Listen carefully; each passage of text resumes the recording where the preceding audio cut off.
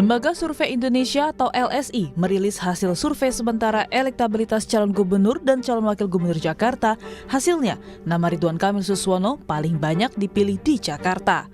Elektabilitas R.K. Suswono berada di angka 51,8%, Pramono Anung Rano Karno berada di angka 28,4%, sementara Dharma Pongrekun Kunwardana di 3,2%. Sisanya, sekitar 3,9% responden memilih untuk tidak memilih atau golput, sementara masa mengambang sekitar 12,8%. Merespon hasil survei yang dirilis LSI, bakal calon gubernur Jakarta, Pramono Anung menyebut angka tersebut merupakan capaian yang cukup bagus karena dirinya memulai dari 0%. Baru seminggu belum ada sudah 28,4%. Artinya apa? Publik memberikan dukungan yang luar biasa. Saya sendiri memperkirakan saya mungkin masih belasan. Ternyata sudah 28,4%. Dan saya berterima kasih. Berarti apa yang saya lakukan dalam bersosialisasi ini diterima dengan baik oleh masyarakat. Namun yang menarik lainnya, LSI menemukan pengaruh Anies berdampak signifikan dalam mempengaruhi kompetisi dan hasil pilgub. Menurut Direktur Eksekutif LSI, Jayadi Hanan, bagi R.K. Suswono akan lebih menguntungkan bila Anies menyampaikan sikap mendukung pasangan Ridho atau minimal bersikap netral. Para pemilih itu sudah punya pilihan sendiri sebetulnya kalau tidak ada Anies dihadapkan dengan calon calon RK lawan calon dari PDI Perjuangan, maka mereka menjadi lebih dekat ke RK. Itu satu. Yang kedua saya kira adalah selain tadi lebih dari 50% pemilih Jakarta termasuk pemilih Anies itu tidak kenal sama Pram kan. Ya. Kita tidak tahu nanti kalau Mas Pram berhasil melakukan sosialisasi secara masif sehingga 100% warga Jakarta mengenalnya, mungkin sikap itu akan ada perubahan. 2 bulan menjelang Pilkada Jakarta 2024, dinamika dan peta politik di Jakarta masih mungkin berubah. Publik pun menanti apa saja gagasan para kandidat untuk Jakarta yang lebih baik agar warga bisa menentukan pilihannya 27 November mendatang. Tim Liputan Kompas TV.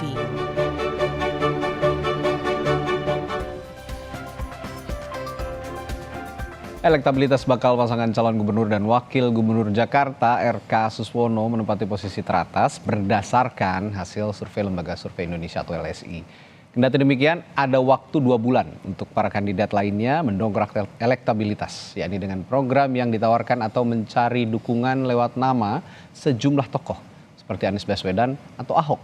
Lalu bagaimana potensi swing voters alias mereka yang masih mengambang dalam pilihannya? Kita ulas bersama sejumlah narasumber yang hadir di studio. Ada juru bicara Pramono Anung Rano Karno, Ciko Hakim. Selamat pagi Bang Ciko. Pagi.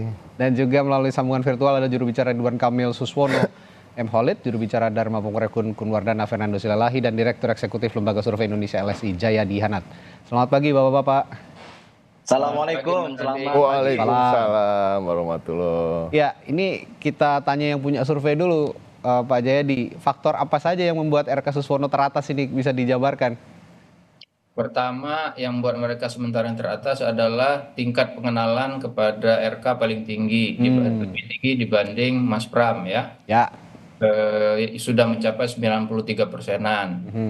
Jadi pada dasarnya semua warga Jakarta kenal lah gitu. Kemudian itu hanya disaingi oleh pengenalan terhadap Rano Karno, juga 93%-an. Tapi kan Rano Karno posisinya bukan cawagub, jadi dia pengaruhnya menjadi lebih kecil. Yang kedua, Mas Pramnya sebagai calon itu baru dikenal sekitar 45%. Demikian juga dengan Pak Dharma Pongrekun sebagai cagup itu juga pengenalannya masih rendah, masih 20-an%. Sama dengan Pak Suswono gitu. Ya. Jadi intinya tingkat pengenalan yang lebih unggul ya. Dan tingkat pengenalan yang lebih unggul itu terkait dengan yang kedua, yaitu tingkat sosialisasi. Jadi tingkat sosialisasi dari R.K. Suswono, RK terutama itu sudah jauh lebih tinggi dibandingkan upayanya ya, jauh lebih tinggi dibandingkan dengan dan lebih lama dibandingkan dengan calon-calon lainnya. Yang ketiga, saya kira RK itu seperti yang sudah kita dengar selama ini dari berbagai survei terutama pasca Pileg itu sudah punya basis di Jakarta. Kan yang sudah punya basis cukup solid di Jakarta itu 3 orang. selama ini, yaitu Anies, Ahok, dan Ridwan Kamil. Oke. Anies itu basisnya sekitar 35-40%. Di survei ini kita cek masih sekitar itu juga. Ahok itu sekitar 20%, Ridwan Kamil antara 10-15. Oke. Karena Anies sama Ahok nggak ada dalam pencalonan kali ini, maka Ridwan Kamil yang paling punya basis. Jadi wajar kalau kemudian dia unggul. Yang keempat, yang membuat RK Suswono sementara unggul adalah karena tidak ada Anies Ahok, maka terutama pemilih Anies itu sementara ini seperti yang sering kita simulasikan sebelumnya juga, sementara ini lebih banyak ke RK. Meskipun banyak juga yang masih ragu-ragu dan mengambang, dan sebagian sudah pindah ke Pramono Anung, Rano Karno. Sementara pemilih Ahok yang sangat identik dengan PDI Perjuangan itu sebagian besar sudah berada di kolomnya Pram Rano. Karena pemilih Ahok jumlahnya tidak sebanyak pemilih Anies dan tidak sebanyak dan Pram Rano belum terlihat posisi basis solidnya seperti RK, maka untuk sementara RK Suswono unggul. Dengan catatan petanya masih sangat mudah berubah karena minimal 3 alasan. Satu, walaupun masyarakat Jakarta karena tidak ada petahana saat ini, yang sudah memutuskan pilihannya baru 37%, Mas Radi. Ya. Sekitar 60% lebih itu walaupun mungkin sudah punya pilihan, tapi mereka bilang baru akan memutuskan pada saat kampanye sampai hari H. Yang kedua itu yang membuatnya masih mungkin sangat berubah adalah karena 35% dari pemilih, 37% rata-rata ya, 35% dari pemilih RK, 35% dari pemilih Pram Rano, dan sekitar 37% dari pemilih Dharma Kun itu mengatakan mereka masih sangat mudah berubah. Artinya misalnya gini, RK Suswono sekarang angkanya 52 ya, 51,8. 35%-nya itu masih sangat mudah berubah. Bisa ditarik sama Bang Ciko itu, sama Pak Kun. Nah, 35% dari 52 itu kan 20%. Artinya kekuatan RK Suswono yang solid sekarang baru 30. Perlu 50%, 20% lagi untuk menang. Karena di Jakarta kan harus 50% lebih. Nah, yang terakhir, faktor yang harus diperhitungkan yang bisa mengubah situasi seperti yang sudah disampaikan oleh Kompas tadi, yaitu Anies mau kemana? Apakah netral, dukung RK Suswono, atau dia dukung Pram Rano? Oke. Mas Jayadi, Anda mengatakan basis Anies, basis Ahok masih kuat, dan ketiga ada basis RK tentu saja. Nah, kalau basis Anies ini menempel, kalau Anda katakan tadi ke pasangan RK Suswono, apakah faktor PKS yang menyebabkan basis Anies itu sekarang banyak untuk memilih RK Suswono? Untuk sederhananya, kita bisa bagi pemilih basis Anies itu 2 jenis. Jenis pertama adalah jenis seperti Bang Khalid. Oke. Dulu kan pemilih Anies, dugaan saya. Oke. Jadi jubirnya dulu. Iya kan, ya pemilih Anies lah dulu kan. Nah jadi pemilih PKS sementara memang belum seperti di Pilpres. Kalau di Pilpres kan 80% milih Anies. Ya. Menurut data. Nah, sekarang tuh belum sampai 50% milih RK Suswono, tapi sekitar 20%-an tuh ragu-ragu masih. Mungkin masih marah sama sikap PKS ya. Oke. Sebagian itu sudah pindah ke Pram Rano sebagian. Tapi belum banyak, bener Bang Ciko, belum banyak, perlu ditarik lebih banyak lagi. Nah, tapi dugaan saya begini, pemilih PKS itu dugaan saya seperti biasa akan ikut keputusan partainya, apalagi ada Suswono di situ kan. Jadi kita anggaplah pemilih PKS itu ke RK Suswono. Berapa jumlah pemilih PKS? Ya berapa pemilih PKS, sekitar 20% lah maksimal ya sementara ini di DKI. Oke. Jadi katakanlah maksimal 15-20% itu pindah. Nah, sisanya itu masih banyak, masih 25%-an. Oke. Yang bisa diperebutkan gitu. Ya, Bung Ciko, selain tadi ada advantage lah ya dari pemilihnya Ahok, seperti ini sudah menempel semua ke Mas Pram dan Bang Rano. Tapi ada faktor popularitas yang kata Bang Jayadi tadi belum sebagus popularitasnya sebagus RK. Nah, ini memang sudah terprediksi sih sebelumnya. Betul. Artinya harus ada kerja-kerja politik dong. Pasti. Yang harus dijalankan untuk menyandangi popularitas itu tadi. Kalau elektabilitas sih relatif lah. Ini popularitas dulu nih, gimana? Pasti. Yang pertama saya mau ngucapin terima kasih dulu untuk Mas Jayadi Hanan ya, mensuplai kami dengan data gratis, ya kan? Dan kami sangat percaya terkait dengan survei ini. Di grup-grup WA kami mengucap syukur alhamdulillah ya, satu karena data gratis yang dibikin seorang Jayadi Hanan lagi kan LSI, jadi udah pasti terpercaya. Yang kedua, angkanya juga mengejutkan bagi kami. Surprise yang bagus, bukan surprise yang buruk ya. Artinya gini, karena memang di bulan Juli kami pernah menggelar survei dan melempar juga nama Mas Pram. Itu di 0,1%. Kecil banget ya waktu itu. Jadi bulan Juli 0,1, sekarang bulan September di 28,4, dan bahkan survei itu dilakukan pada antara tanggal 6 sampai tanggal 12 kalau nggak salah ya Mas Jayadi ya. September, di mana kita baru menetapkan, masyarakat baru tahu bahwa Pramono Anung dan Dul Karno ini maju di tanggal 28 Agustus. Jadi dalam waktu yang singkat bisa mencapai angka segitu. Dan sementara Kang Emil dan Suswono itu sudah diketahui masyarakat kira-kira 2 bulan sebelumnya. Bulan-bulan Juli bahkan sebelumnya RK sudah punya ada sounding bahwa dia akan maju dari Jakarta. Nah ini satu hal yang sangat mengembirakan. Tapi memang musuh kita, lawan kita adalah waktu. Ya, waktu ini kan singkat. Tapi kalau dilihat dari rate-nya dari bulan Juli tadi 0,1 ke 28,4 dalam waktu singkat, itu rate itu bisa, kalau rate-nya sama ya kita bisa menang 1 putaran insya Allah gitu ya. Tapi tadi disampaikan bahwa memang kalau kita berhitung, tadi saya betul-betul mempelajari hasil survei ini. Jadi ada 95 sekian persen sudah mengenal Kang Ridwan Kamil. Lalu yang akan memilih dari 95% itu artinya kan sekitar 51, sekian persen. Sementara untuk Mas Pram ada 45% yang mengenal, yang memilih 28,5%, hampir 29%. Artinya gini, kalau kita lihat tak kenal maka tak sayang itu betul-betul melekat pada Mas Pram lebih daripada ke Kang Emil, karena presentasinya yang kenal dan mau memilih itu lebih tinggi kalau ke Mas Pram. Nah mudah-mudahan dalam waktu singkat, dalam waktu 2 bulan ini kita bisa meningkatkan popularitas, itu satu lagi. Nah kemudian tadi ada perubahan pilihan di pemilih Kang Emil ada sekitar 30-an persen. Artinya ya sebenarnya chance-nya sangat besar gitu. Tanpa nih, maaf nih dari Mas Fernando kalau nggak menyebut Kun Dharma, karena memang sekarang masih terkait dengan Kang Emil. Tapi saya meyakini juga tentunya ada faktor ketiga tadi. Ini bicara soal kalau 1 putaran atau 2 putaran.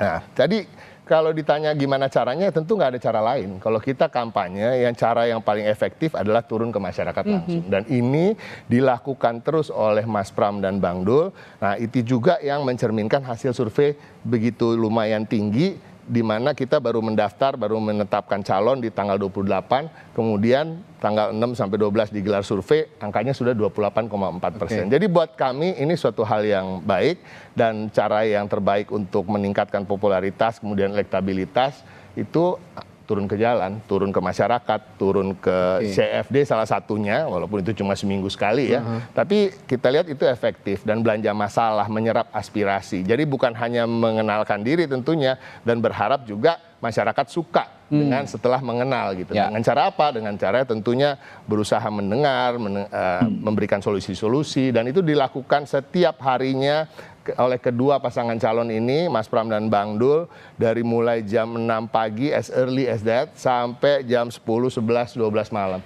Setiap hari, dan ini juga membuat semangat kami di tim yang awalnya juga jujur bahwa kok yang ditetapkan sebagai pasangan calon nih surveinya segini gitu, berani amat. Tapi setelah kita lihat, wah kita semakin semangat dan semua udah mulai bergerak. Dan kita ada pengalaman-pengalaman, mungkin Mas Jayadi bisa mengkoreksi ini.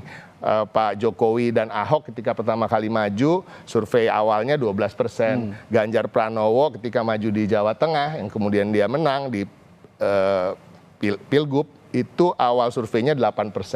Jadi ini bukan hal yang mustahil, bahkan sangat dekat dengan kenyataan kalau kita bisa menyalip calonnya Bang Khalid. Oke, Mas Khalid, dengan angka 28,4 dan relatif singkat begitu, kalau kata Bung Ciko tadi, meskipun saat ini posisi Ridwan Kamil Suswono 51,8%, ini kan sudah hampir bahkan melebihi setengahnya dalam presentasi Ridwan Kamil dan Suswono.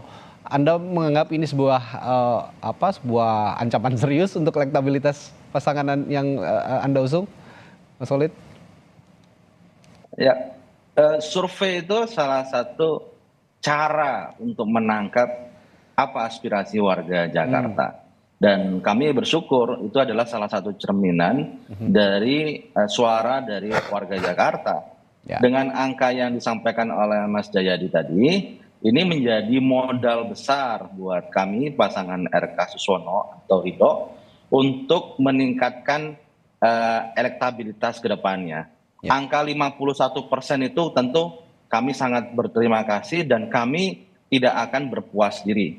Kami akan terjun, kami akan berjuang lebih keras lagi, bertemu dengan warga untuk menyampaikan gagasan. Bukan hanya belanja masalah, ya, kami sudah memulai dengan belanja solusi, ya. Sehingga yang ditawarkan oleh pasangan Ridho adalah satu adalah rekam jejak prestasi, yang kedua adalah solusi, dan yang ketiga adalah akselerasi.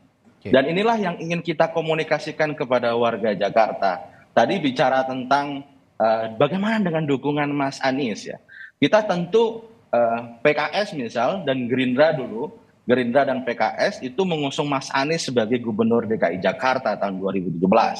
Dan tentu masih ingat lawannya adalah Pak Ahok yang didukung oleh partainya Bang Ciko, PDIP. Ya. Tentu kedekatan pemilih Gerindra PKS kepada Mas Anies lebih dekat dibandingkan dukungan kepada PDIP. Itu adalah faktual politiknya.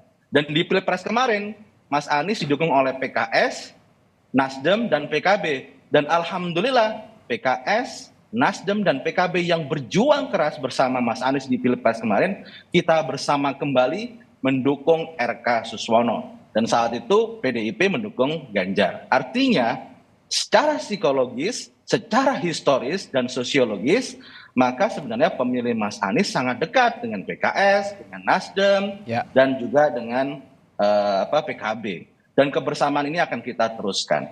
Pak Ridwan Kamil, Kang Emil, dan Pak Suswono dalam setiap pertemuan dengan warga, kita selalu berbicara tentang solusi. Misal, kita selalu mendapatkan aspirasi terkait susahnya cari lapangan kerja. Nah, ini Kang Emil kemarin punya program namanya Bongkar Aspirasi Ridwan Kamil. Ini ketemu anak-anak generasi zilenial, milenial, semuanya bisa bertanya apapun tentang masa depan mereka. Anak-anak muda ini rata-rata galau dengan masa depan mereka. Mereka ingin lapangan kerja yang lebih luas dan wirausaha yang lebih mudah. Nah, Kang Emil akan banyak berbicara tentang bagaimana menciptakan lapangan kerja, khususnya untuk generasi anak-anak muda.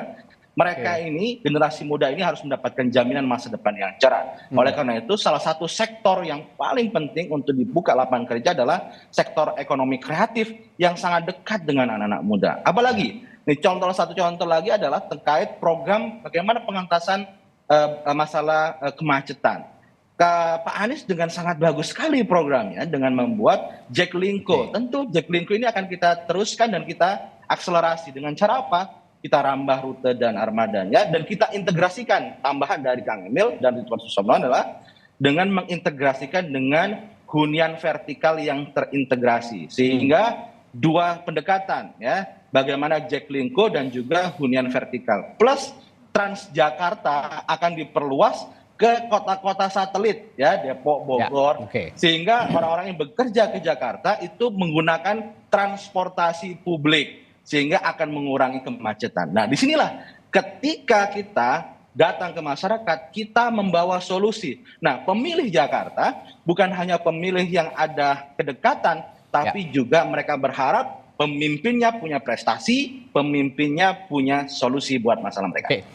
Ini langsung udah tancap gas jualan program kayaknya, Mas Holid. Nah, saya tapi juga harus tanya ke Pak Ferdinand sebagai juru bicara Dharma Pongrekun dan Kunwardana. Pasangan ini punya modal 3,2% kalau menurut LSI tadi, setelah beberapa saat menetapkan atau mendeklarasikan diri sebagai bakal pasangan calon yang akhirnya ditetapkan oleh KPU sebagai pasangan calon. Nah, kalau katakanlah RK Suswono, lalu juga Pram Rano ini punya mesin politik dengan infrastruktur partai politik yang besar begitu. Kalau Dharma Kun kan mesin politiknya benar-benar rakyat langsung, publik langsung. Untuk menandingi itu, apakah cara-cara kerja politik yang juga diterapkan oleh partai politik akan diadopsi atau punya cara lain, Pak Ferdinand? Ya, Terima kasih. Pertama saya mau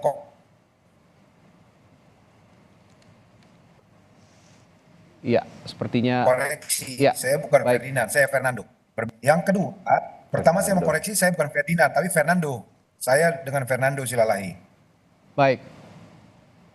Ya, terkait dengan elektabilitas yang orang bilang jomplang, ya kita memang melihat tersebut bukan sesuatu yang membuat kami jadi putus asa, ya.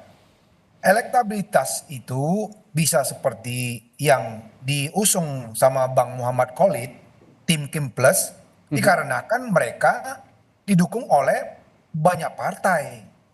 Ya kan? Kalau segitu elektabilitas dari Ridwan Kamil itu menurut saya biasa-biasa saja. Ya kan? Apalagi Pak Ridwan Kamil kan bekas gubernur di Jawa Barat. Ya kan?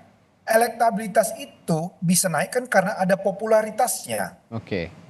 Kita sadar Bang Dharma itu kan tidak dikenal masyarakat karena Bang Dharma ini kan seorang pensiunan jenderal yang selama ini hanya melihat bagaimana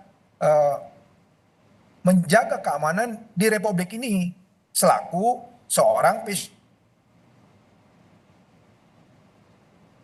jenderal. Seperti moto kami, aman Jakarta itu kan hanya aman dari keamanan, aman dari gizi buruk, aman dari kemacetan seperti kata Pak Muhammad Khalid, seluruhnya aman, aman dari juga pengangguran. Kita tahu sekarang angka pengangguran di DKI Jakarta cukup tinggi. Bayangkan saja, kalau misalnya itu tidak aman, bagaimana kalau hanya kita memikirkan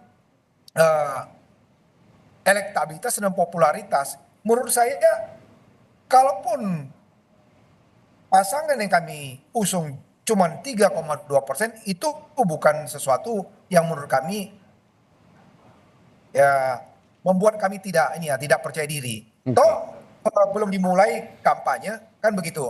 Setelah nanti penetapan nomor urut pada hari ini, kami akan gas full semua relawan-relawan. Benar-benar murni bagaimana mengusung independen. Kami mau ngetuk pintu hati masyarakat, ya. Monggo, ini ada calon independen yang tidak terikat kepada partai. Kalau Anda kepada partai, nanti Anda bersuara harus melalui partai, ya. Ada keterikatan, ini independen. Belum pernah dalam sejarah Jakarta, ya, DKJ, itu ada calon independen. Masa sudah ada calon independen, masyarakat tidak memanfaatkannya, ya. Lucu dong kepada masyarakat kalau misalnya mereka hanya menyia-nyiakan yang sudah ada. Jadi terkait dengan apa yang disampaikan tadi, kami akan kerja keras setelah penetapan nomor urut hari ini, ya. Kami akan gaspol semua, ya. Kami akan kasih tunjuk walaupun kami tidak didukung oleh partai politik. Kami yakin, ya, Bang Ciko ini tahu gerakan-gerakan saya. Karena Bang Ciko ini teman saya waktu kita sama-sama dukung Pak ini, ya. Jadi tahu dia gimana saya sekali bergerak mah gaspol kita orang-orang yang ya. Kita mau sampaikan jangan seperti kata Presiden Amerika Winston Churchill, dia bilang gini, dalam perang Anda hanya bisa dibunuh satu kali, tapi dalam politik Anda bisa dibunuh berkali-kali. Yaitu kata Winston Churchill, ya, artinya kepada masyarakat, ya, jangan nanti terpilih yang tidak sesuai, Anda ribut kepada masyarakat Jakarta kan. Nah ini kita kasih nih, ini loh yang kami usung, Bang Dharma Porenkun dan Pak pasangannya. Jadi harusnya dikasih kesempatan memilih orang yang tidak terikat dengan partai. Ayo, ya kan? Anda nanti datang ke kantor gubernur tidak perlu ada melalui partai-partai. Itu yang akan kami sampaikan kepada masyarakat Jakarta untuk memilih Bang Dharma Porenkun dan Bang Kunwardana. Begitu. Ini yang jadi jualan utama Dharma Porenkun dan Kunwardana adalah bahwa pasangan ini tidak terikat sama partai, jadi tidak punya kepentingan apapun, sehingga silahkan pilihan yang sudah benar-benar ada di depan mata, tidak terikat dengan partai ini dipilih, kurang lebih begitu ya. Tapi ini juga saya mencermati ada swing voters yang masih cukup besar. Ada yang menyatakan bahkan tidak ikut memilih atau golput. Berdasarkan survei LSI ada 3,9%. Sedangkan yang tidak tahu atau tidak menjawab ada 12,8%. Jika digabung juga jumlahnya cukup tinggi begitu ya, di atas 20%. Ini yang jadi catatan, nanti saya akan tanyakan ke Bung Jayadi bahwa swing voter yang banyak ini bagaimana berdasarkan tipikal pemilihnya, apakah punya potensi untuk menyalurkan suara-suara ini ke masing-masing calon, atau ada lebih spesifik lagi calon-calon mana yang berdasarkan karakter swing voters Jakarta ini yang bisa dipilih. Saya akan tanyakan hal itu setelah jeda di Sapa Indonesia Pagi, tetaplah bersama kami.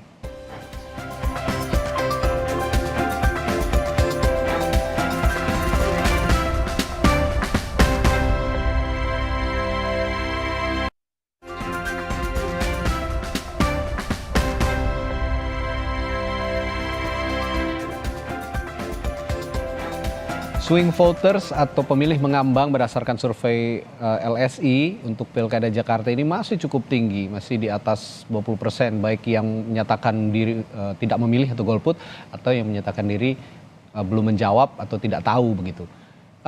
Mas Jayadi, kalau lihat pemilih mengambang ini, swing voters ini, potensinya kemana kira-kira arah suaranya kalau berdasarkan karakter pemilih di Jakarta?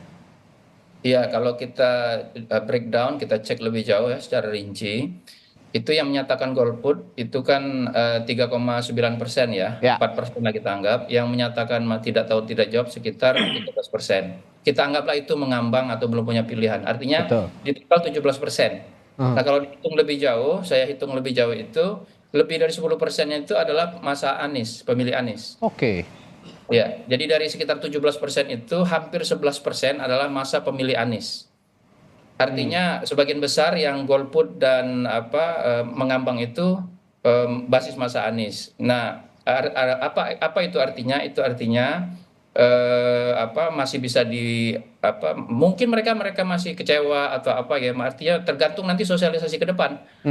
Masih bisa diajak untuk tetap ikut memilih. Kenapa begitu? Karena di bagian lain dari survei ini kita juga menanyakan kira-kira mereka akan datang ke TPS nggak pada hari H. Nah, itu. 93% menyatakan akan datang ke TPS. Artinya bahwa mereka itu punya niat untuk datang ke TPS. Nah, pilihannya bagaimana itu kan tergantung para calon ini. Maka 3 calon ini, Mas Pram, RK Suswono atau Ridho ya resminya, Kang Khalid, Ridho, kemudian Pram Rano, Dharma Kun itu harus berusaha sedapat mungkin agar yang golput dan masa mengambang itu ke mereka, terutama untuk pasangan Dharma Kun. Kalau misalnya mereka belum punya pilihan, kalau mereka golput kan berarti peluangnya lebih cukup besar untuk ditarik oleh Dharma Kun, kan gitu. Mereka bisa menang. Nah, kalau misalnya posisi elektabilitas Dharma Kun ini masih seperti sekarang di kisaran 3,2% atau di bawah 5%, maka kalau jarak elektabilitas antara Ridho dan Pram Rano itu tidak berbeda jauh seperti sekarang, ya, maka bisa jadi dia akan tetap satu putaran, gitu, walaupun ada 3 pasangan. Tetapi kalau misalnya nanti jarak antara Ridho dan Pram Rano mendekat, tidak berjarak hampir 20% seperti sekarang, maka posisi Dharma Kun akan menentukan kalau mereka bisa memperoleh angka lebih besar lagi dari sekitar 5% ini. Jadi gitu posisinya. Karena itu tadi Mas Radi. Ya. Jadi kampanye kepada para pemilih terutama yang masih mengidolakan Anies ini menjadi cukup penting. Oke. Berarti faktor Anies dan Ahok masih cukup berpengaruh dong ya, Mas Jayadi ya? Ya, di eksperimen itu kan terlihat kalau Anies mendukung RK Suswono, maka itu hanya mensolidifikasi dukungan terhadap RK Suswono, ya. Dia tidak menambah terlalu banyak, tapi mensolidkan, bukan menyulitkan ya, mensolidkan. Itu. Tapi kalau Anies Baswedan dengan terbuka mendukung Pram Rano, maka pemilih Anies tidak serta-merta pindah ke Pram Rano. Karena ada faktor seperti disebut oleh Kang Khalid tadi, secara ideologis, sosiologis, historis mereka lebih dekat dengan RK kan gitu, PKS. Ya. Nah, tetapi kalau Anies mendukung secara terbuka Pramrano, potensinya menurunkan elektabilitas dari RK Suswono dan itu cukup signifikan penurunannya dari 52-an bisa turun sampai mencapai 12%-12%. Nah, kemana mereka pindah? Sementara pindahnya ke golput sama Mas Mengambang. Jadi Bang Ciko itu punya 2 kerjaan kalau sekarang untuk dalam konteks ini ya. Satu mengajak Anies ke kolomnya Bang Ciko, habis itu membujuk para pemilih Anies yang menjadi ragu-ragu untuk ke kolomnya Bang Ciko. Sebaliknya Kang Khalid itu tinggal punya satu pekerjaan lagi. Kalau mereka ragu-ragu, ya dibikin nggak ragu-ragu gitu. Ya, dibikin yakin gitu ya. Nah, kalau kata Mas Jayadi, Bang Ciko, pemilih Ahok itu sepertinya sudah absolut nih, milih Mas Pram dan siapa namanya, Bang Rano. Tapi PR-nya satu lagi tadi, pemilihnya Mas Anies juga punya potensi sebenarnya nih untuk memilih Pram Rano dengan persentase 10% pemilih Mengambang yang sepertinya masanya Anies Baswedan nih. Nah, ini bisa cukup jadi modal untuk ngejar sebenarnya kalau memang kalau memang mau berkompetisi ke depan.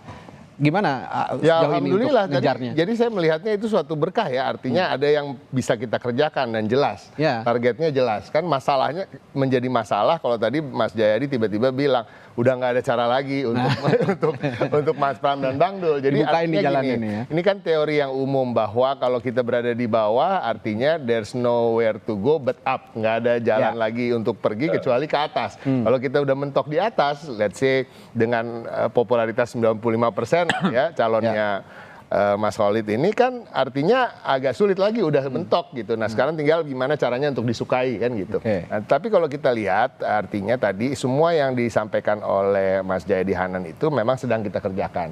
Kita terkait dengan pendukung Pak Anies misalnya, saya selalu mengatakan, kami selalu berpikir bahwa di Jakarta ini mayoritas masyarakatnya hampir semua bahkan tingkat pendidikannya cukup tinggi sehingga mereka juga bukan tipe-tipe orang yang mengkultuskan individu. Artinya kalaupun mereka ngefans atau mereka suka atau mereka menjadi follower dari satu tokoh politik, tentunya berbasis gagasan, bukan basisnya oh ganteng pokoknya atau apapun itu ya. Artinya berbasis gagasan, ide dan hal-hal yang terkait dengan upgrading kehidupan mereka di Jakarta ini. Nah, itu yang akan kita sasar.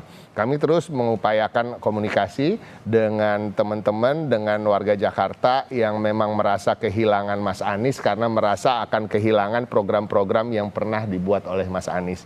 Nah, ini tentu akan kita sortir program-program itu yang doable, yang applicable dengan tantangan-tantangan Jakarta ke depan, kita akan lakukan, kita akan lanjutkan, bahkan kita akan akselerasi dan kita akan perbaiki dan kita sinkronisasikan dengan visi misi dan gagasan-gagasan kami sendiri. Jadi kita bicara soal Kampung Bayam misalnya, kita intens melakukan komunikasi dengan teman-teman di Kampung Bayam, tapi bukan hanya berhenti di Kampung Bayam, kita bicara soal Jakarta yang kaum miskin kotanya itu ada 500 juta jiwa. 500.000 orang itu miskin kota dan itu menjadi betul-betul fokus dari apa yang dipikirkan oleh Mas Pram dan Bang Dul. Kita bicara soal hunian yang layak bagi mereka, kita bicara soal pekerjaan yang layak, kita bicara soal pekerjaan khususnya masyarakat di Kampung Bayam yang sebagian adalah petani kota. Ini saya rasa masyarakat yang tinggalnya di Jaksel dan lain-lain nggak tahu bahwa di Jakarta ini banyak petani kota. Bagaimana itu bisa kita blend dengan kehidupan metropolitan.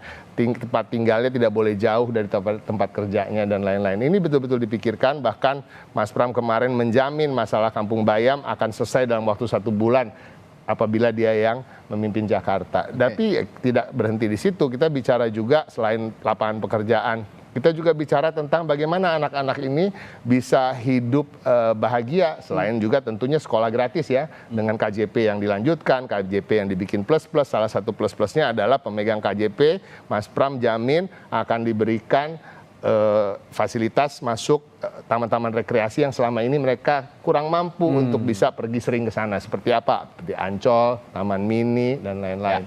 Kita juga akan menaikkan insentif bagi ibu-ibunya yang di PKK, Posyandu, dan lain-lain. Jadi banyak sekali kalau kita bicara program, tapi kan topiknya bukan itu di sini. Tapi pada prinsipnya kita akan mendekati para pemilih itu dengan hal-hal yang sifatnya ideas atau gagasan, dan kita tentunya akan mengkoneksikan ideas dan gagasan itu dengan tokoh-tokoh yang menjadi idola mereka selama ini, seperti Pak Anies dan Pak Ahok. Ide-ide yang terasosiasi dengan tokoh-tokoh tadi, dengan Mas Anies maupun juga Pak Ahok. Kalau gitu Mas Holid, ibarat main bola nih, kalau kata Mas Ciko, ibarat main bola lebih mudah menyerang sepertinya, attack gitu, daripada bertahan terus. Nah, kalau mau menyerang, kalau mau terus total football lah kalau dibilang istilahnya pemain bola gitu. Ini siapa yang disasar nanti? Mas Holid? Jadi begini, ya, silakan. Saya memulai dari, Ya, silakan Mas Holid. Saya memulai dari dua hal dulu. Memulai dari dua hal. Pertama adalah seorang pemimpin itu harus memiliki dukungan dari warganya, dari masyarakat langsung. Yang kedua, dia juga harus mendapatkan dukungan dari elitnya dan representasinya, yaitu partai politik. Dua-duanya penting. Kenapa saya sampaikan penting? Misal, selama 5 tahun kepemimpinan Mas Anies di Jakarta, Partai Keadilan Sejahtera yang setia, loyal, mengawal penuh perjuangan dan kebijakan dari Mas Anies sebagai Gubernur Jakarta. Dan kita ingat di situ adalah berlawanan dengan partainya Mas Ciko, PDIP, yang selalu kali kontra dengan kebijakan Mas Anies. Artinya apa? Serangan tajam dari Mas Holid ini. 5 tahun kepemimpinan dan gagasan program Mas Anies yang menyukseskannya adalah Partai Keadilan Sejahtera. Jadi itu adalah rekam jejak historis yang tidak bisa dilupakan. Itu yang pertama. Yang kedua, Mas Holid, partai politik itu penting. Kenapa? Siapapun nanti yang terpilih nanti sebagai Gubernur Jakarta, dia harus mendapatkan approval dari DPRD Jakarta. Dan ketika pasangan Ridho ini menang, approval di DPRD Jakarta itu sekitar 86%. 86% partai politik yang meng-approve, mensetujui program Ridho, insya Allah program-program solusi gagasan dari pasangan Ridho akan mudah digolkan, akan mudah dieksekusi. Tanpa ada dukungan dari parlemen, dari DPRD Jakarta akan sulit.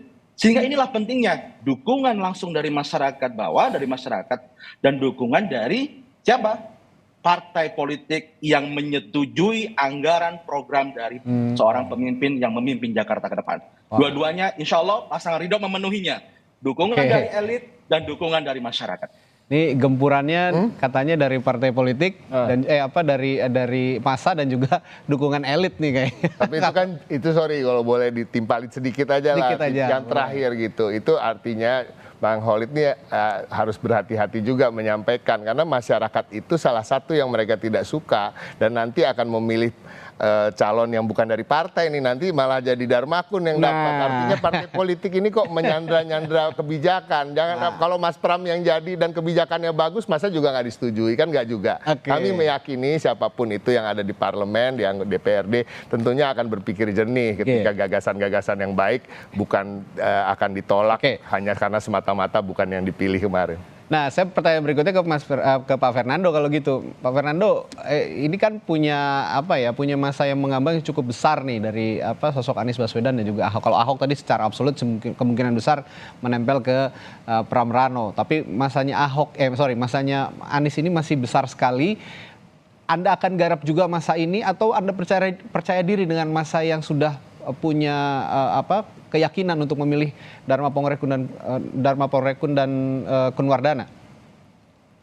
Ya, jadi saya pertama mau bilang ya, pemilih di DKI itu banyakkan kaum milenial Gen Z. Ya, saya pertama bilang itu. Ya. Yang kedua saya mau bilang bahwasannya kaum milenial dan Gen Z itu sudah trust isu kepada partai politik. Kemarin tuh demo di depan DPR. Kan begitu. Ya, dan itu seluruh bahkan hampir seluruh Indonesia. Ya. Jadi kalau kami mengusung Pak Dharma Porengkun dan Kunwardana bukan berdasarkan gimmick. Yang terjadi kan elektabilitas naik hanya karena gimmick gimana. Lagi-lagi seperti Winston Churchill bilang, kalau dalam berperang mati sekali, dalam politik bisa berkali-kali. Ya, kalau misalnya Jakarta tidak memilih yang independen, yang jelas-jelas tidak perlu melalui partai, ibaratnya Pak Dharma Porengkun itu supirnya dari angkutan kota. Ya, dia bilang sewa-sewanya itu adalah masyarakat DKJ. Ya, Pak, saya turun di sini, Pak, saya turun di sana. Seperti itu. Jadi tidak perlu harus melalui yang lain. Ya, ini seperti supir yang tidak melalui partai. Tinggal masyarakat Jakarta, apakah mau mempergunakan ini apa tidak? Nah, kalau ditanya bagaimana meningkatkan elektabilitas, nah elektabilitas tadi kan kalau dari yang diusung Bang Muhammad Kholik ini kan Kim Plus, ya wajar saja kalau berdasarkan survei yang dilakukan oleh Bang Jayadi, itu kan kalaupun elektabilitasnya 50% lebih, tapi kan pemilihnya hanya 35 katanya tadi kan, hanya 35%, artinya masih banyak, ya swing voter masih jauh sekali gitu loh. Ini kalau kita memilih seorang pemimpin hanya berdasarkan popularitas, gawat kita nanti. Ya, jadi kami yakin ya, anak-anak Abah dari Pak Anies itu sudah banyak yang ke kami, ya. Cuman kami tidak perlu dulu ini ya eksploitasi ya atau mengasih kepada masyarakat. Kita karena belum ditentukan nomor urut dari pasangan, kita belum jor-joran. Justru kita ini taat aturan kepada KPU. Kita nggak mau ya langsung berkampanye sementara belum ada jadwal kampanye. Kita mau kasih tunjuk kita ini taat hukum, ya. Pak Dharma Kun itu seorang penegak hukum, ya, seorang jenderal bintang 3. Dia taat hukum, tak mau langsung belum waktunya kampanye, jadwal kampanye udah kampanye, ya kan? Ini yang kita kasih tunjuk kepada masyarakat, aman dari gizi buruk, aman dari kemacetan, ya kan? Aman dari copet, jambret dan lain sebagainya. Saya mau bilang tadi teman saya Bang Ciko terkait dengan kemiskinan. Pak Dharma Kun sudah langsung mengunjungi masyarakat. Tidak jauh dari istana loh. Tidak jauh dari istana, gak sampai 1 kilo, itu ternyata ada di situ kampung yang miskin. Itu sudah langsung Pak Dharma ke sana. Gak jauh dari istana. Bayangkan aja, tak sampai 1 kilo. Ya ada masyarakat yang tidak melihat matahari dan lain sebagainya. Jadi kalau ditanya bagaimana meningkatkan elektabilitas dari Pak Dharma Kun dan Kunwardana, kita akan kasih tunjuk setelah penetapan nomor urut, kami yakin kami akan mengejar elektabilitas tersebut. Lagi-lagi elektabilitas tersebut bisa naik kan karena popularitas. Ya, popularitas kita mau gimana kita Pak? Karena Pak Dharma selama ini bagaimana menjaga keamanan Republik Indonesia. Kalau yang sekarang ini kan yang diusung Bang Kholik ini kan memang gubernur Jawa Barat. Wajar kalau elektabilitasnya tinggi, ya kan? Atau yang diusung Bang Ciko dari Pak Pramono dan Bang Rano. Ini kan Bang Rano juga yang yang meningkatkan elektabilitasnya. Nah, kalau misalnya Bang Dharma belum sesuai dengan harapan pendukung elektabilitasnya, itu wajar. Karena belum ada 2 bulan mensosialisasi kok. Yakin, segera elektabilitas akan naik. Begitu. Ya, poin Anda bukan hanya elektabilitas atau popularitas, tapi akseptabilitas. Ini yang membuat poin Dharma Kun, pasangan Dharma Kun ini mencoba mengejar melalui poin akseptabilitas dengan memberikan kerja-kerja politik ke lapangan. Nah, tadi saya tambah tadi yang kata Bang Muhammad Kholik ini. Tadi benar kata Bang Ciko. Ya, jadi jangan kalau misalnya tidak didukung partai, emang nggak bisa jalan. Oke. Jalan, kita Ya. jalankan aja APBD yang lama. Baik, Ya Pak kan? Fernando. Sama seperti Pak Ahok. Dua-duanya penting, Pak. Dukungan Nah, rakyat dua-duanya dan penting kalau kata Mas Holid. Dua-duanya Nah, penting. benar Bang. Oke, baik. Tidak bisa menegasikan satunya dengan yang lainnya. Iya, ini saya punya pertanyaan. Apa? Baik, kalau begitu saya punya pertanyaan terakhir nih buat Mas Jayadi. Mas Jayadi, kalau dari hasil yang LSI utarakan kemarin, ada juga yang saya tertarik dengan hasil soal masih adanya pemilih atau responden yang menyatakan belum yakin dengan pilihannya. Meskipun ada hasil-hasil itu, tapi 64% pemilih ini atau responden ini belum yakin dengan pilihannya. Meskipun ada swing voters, tapi ada yang menyalurkan suaranya, ada yang menyalurkan pilihannya, tapi belum yakin. Nah, apa yang membuat mereka yakin pada ujungnya nanti, Mas Jayadi? Sosialisasi. Ah. Sosialisasi. Nah, jadi salah satu caranya melihatnya adalah kita lihat apa alasan mereka memilih calon pada saat ini. Oke. Alasan pertama itu ada 3. Satu, mereka milih calon yang ada sekarang itu pada saat ini ya, maksudnya itu dari 3 calon itu. Satu, karena mereka berpengalaman di pemerintahan. Ya, yang kedua, karena mereka punya rekam jejak, kelihatan bukti nyata hasil kerjanya. Yang ketiga, karena mereka terlihat jujur, bersih dari korupsi. Ya. 3 itu. Nah, nanti yang masih belum yakin ini, ya, atau belum memutuskan sebetulnya, mereka tuh sudah punya pilihan, tapi baru akan benar-benar memutuskan pada saat kampanye. Jadi benar kata Pak Fernando tadi, kalau nanti kampanye itu kesempatan untuk betul-betul meyakinkan pemilih supaya yang sudah punya pilihan tetap dengan pilihannya, atau yang belum punya atau bisa ditarik ke pilihan yang lain. Tapi caranya antara 3 itu, meyakinkannya melalui 3 itu secara spesifik. Tentu penjabarannya kan lebih banyak sekali, dikaitkan dengan program, dikaitkan dengan metode sosialisasi, dikaitkan dengan pesan-pesan atau narasi-narasi yang disampaikan, siapa yang menyampaikan dan sebagainya. Oke, ini jadi tugas Bapak, Bung Ciko, Mas Holid dan juga Pak Fernando untuk meyakinkan kalau kayak gitu ya. Yakinkah pemilih ini memilih pasangan-pasangan atau sudah pantaskah kami dipilih? Kira-kira seperti itu pertanyaannya. Nanti kita lihat kerja-kerja politik selanjutnya dari Bung Ciko, Mas Holid dan Pak Fernando untuk meyakinkan sekali lagi. Karena masih tinggi sekali 64%. Meskipun sudah menyalurkan pilihan, bisa jadi nanti berpindah pilihan kalau nggak yakin lagi. Terima kasih para narasumber saya pagi hari ini untuk diskusi yang sangat menarik. Ada Bung Ciko Hakim, juru bicara Pramono Rano. Terima kasih. Juga Assalamualaikum, Walid, Bung Fernando, Mas Jayadi. Pak Fernando dan Mas Jayadi Hanan telah berbagi perspektifnya pagi hari ini. Terima kasih, saya selalu. Sampai jumpa lagi. Terima kasih. Ya, Assalamualaikum. Assalamualaikum warahmatullahi wabarakatuh.